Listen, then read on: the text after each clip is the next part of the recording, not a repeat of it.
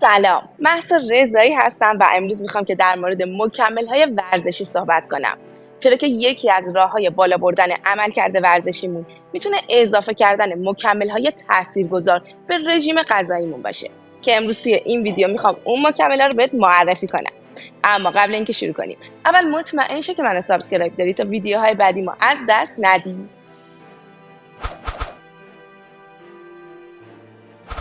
اول از همه و قبل از فکر کردن به اضافه کردن مکمل‌ها به برنامه غذایی، باید مطمئن بشی که کالری کافی را از رژیم غذایی دریافت می‌کنی.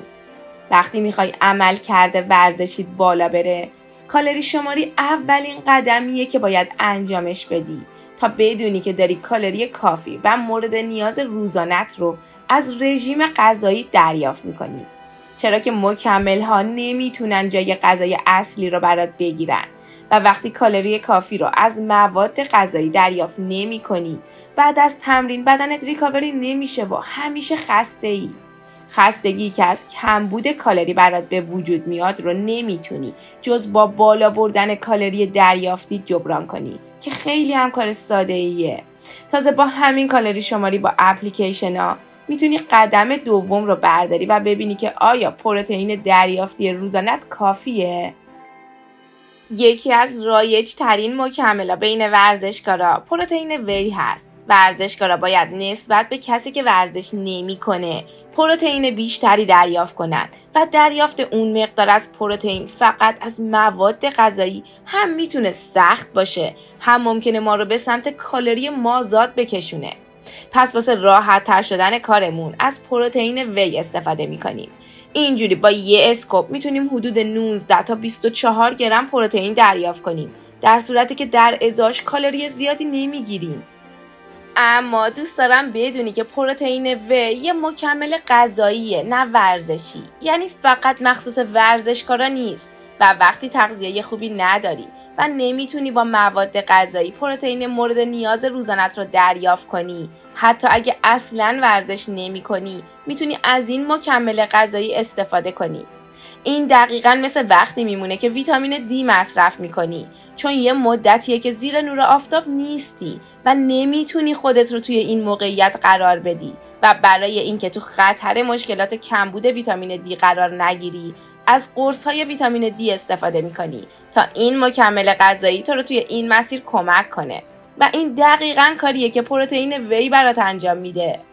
و این فقط ورزشکارا نیستن که به پروتئین نیاز دارن. کمبود پروتئین میتونه برات ریسک ضعیف شدن سیستم ایمنی بدن، خستگی، از دست دادن توده عضلانی، مشکلات در تمرکز و تفکر، مشکلات پوست، مو، ناخن و غیره رو داشته باشه.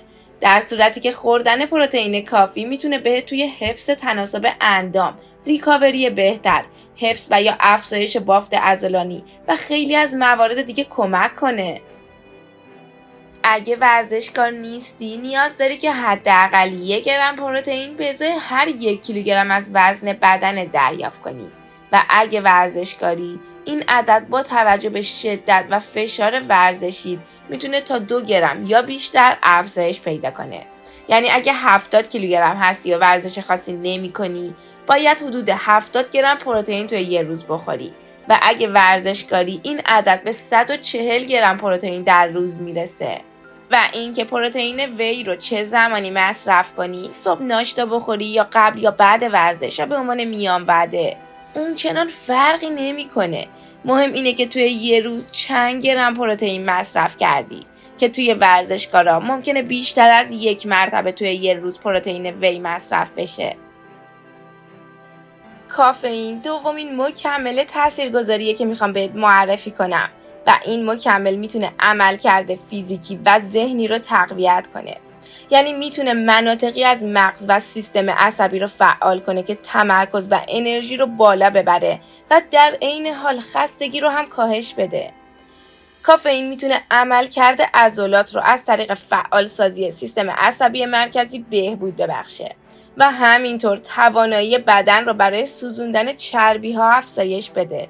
به طور کلی کافئین جزو تاثیرگذارترین مکمل برای چربی سوزی شناخته میشه و مصرف کافئین قبل از ورزش ممکنه به میزان قابل توجهی آزادسازی چربی ذخیره شده رو افزایش بده و این افزایش چربی سوزی باعث میشه که در وهله اول ذخایر کربوهیدرات عضلانی حفظ بشه و این اتفاق میتونه عملکرد استقامتی رو در تمریناتمون افزایش بده.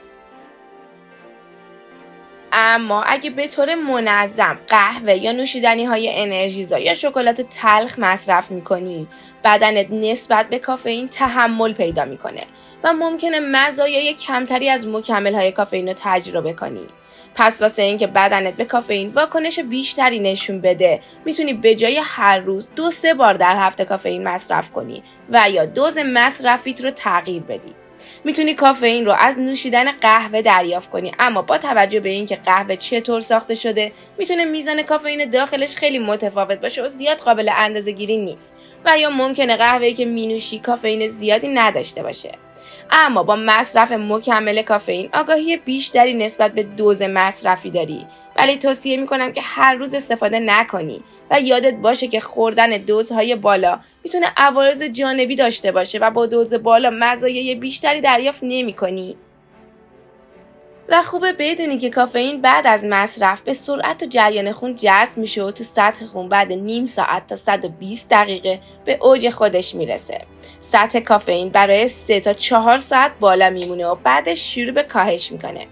توی یه دوز معقول کافئین میتونه فواید زیاد و عوارض خیلی کمی داشته باشه، اما با این حال بعضیا ممکنه به صورت ژنتیکی به کافئین حساس تر باشن و خوردن کافئین باعث اضطراب، افزایش ضربان قلب، اختلال در خواب یا بیخوابی، لرزش، سرگیجه یا حتی ناراحتی معده بشه.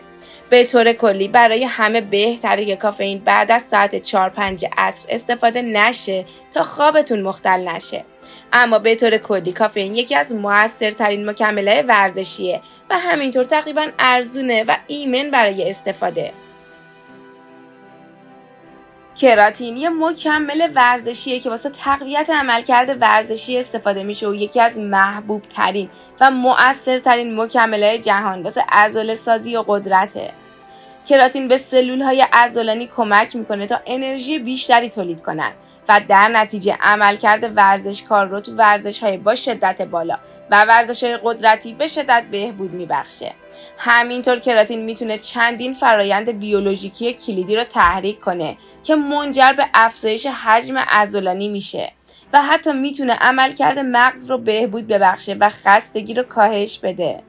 و از اونجایی که گوشت قرمز بهترین منبع غذایی برای کراتینه، گیاهخوارا اغلب سطح پایینی از کراتین رو دارن که مکمل‌های کراتین خیلی میتونه کمکشون کنه و کراتین یکی از ارزون ترین و بی خطرترین مکمل‌های موجوده.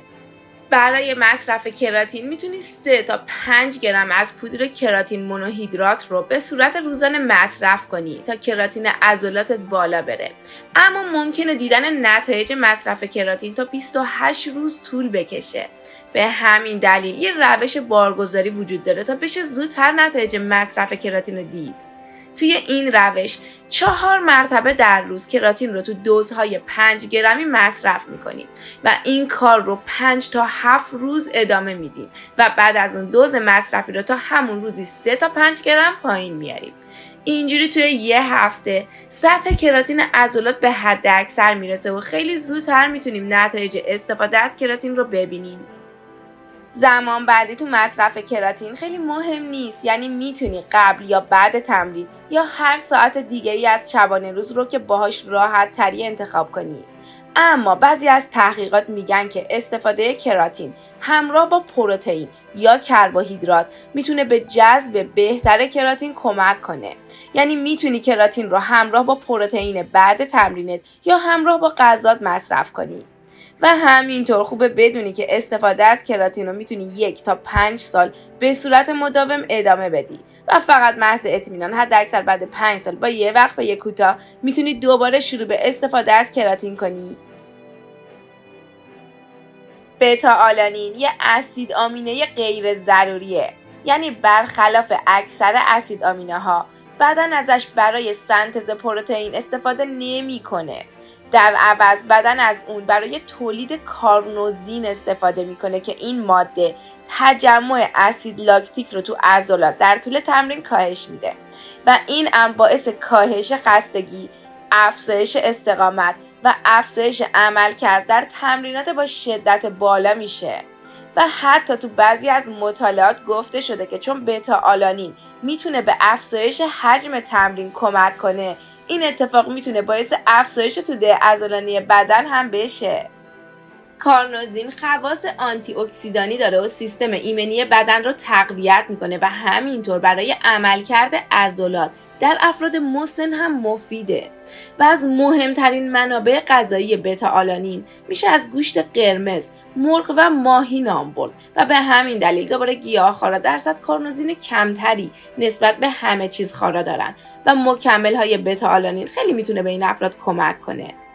بتا آلانین رو میتونی به شکل پودر یا کپسول تهیه کنی. دوز استانداردش هم بین 2 تا 5 گرم تو روزه و گفته شده که مصرف بتا آلانین همراه با غذا میتونه سطح کارنوزین رو بیشتر افزایش بده که معمولا بعد 2 تا 4 هفته میتونی تاثیر مصرف این مکمل رو ببینی و تا 12 هفته ادامش بدی. از عوارض بتا آلانین میشه به احساس سوزن شدن پوست که معمولا تو صورت، گردن یا پشت دستا احساس میشه اشاره کرد که با کاهش دوز مصرفی میتونی این احساس رو کمتر کنی، اگرچه این احساس سوزن شدن بی خطره و بتا آلانین هم جزو مکمل‌های بی خطر و مؤثر در نظر گرفته میشه. توی تحقیقاتی هم بررسی کردن که اگه کراتین و بتا آلانین با هم مصرف بشن برای بهبود عملکرد ورزشی و قدرت و توده عضلانی بدون چربی میتونه مفیدتر و مؤثرتر باشه. و یادت نره که این مکمل‌ها وقتی میتونن کمکت کنن که حداقل یه رژیم غذایی متوسطی داشته باشی و هیچی جای یه رژیم غذایی خوب و سالم رو نمیگیره. مکمل‌هایی که توی این ویدیو بهت معرفی کردم مکمل‌هایی هستن که تاثیرشون تو مقالات علمی هم تایید شده و اگه دوز مجاز مصرفی گفته شده رو استفاده کنی واسه افراد سالم کاملا بی خطره. اگه هم مشکل خاصی داری حتما قبل از استفاده اول با پزشکت مشورت کن. امیدوارم که این ویدیو واسات مفید بوده باشه. اگه ویدیو رو دوست داشتی ممنون میشم که لایک کنی و کامنت بذاری یا واسه دوستات که فکر میکنی به دردشون میخوره بفرستی. اگه هم موضوع یا ایده خاصی مد نظرت هست که دوست داری در موردش برات ویدیو درست کنم توی کامنت ها حتما بهم بگو. خوشحال میشم اگه بتونم کمکت کنم. موفق باشی.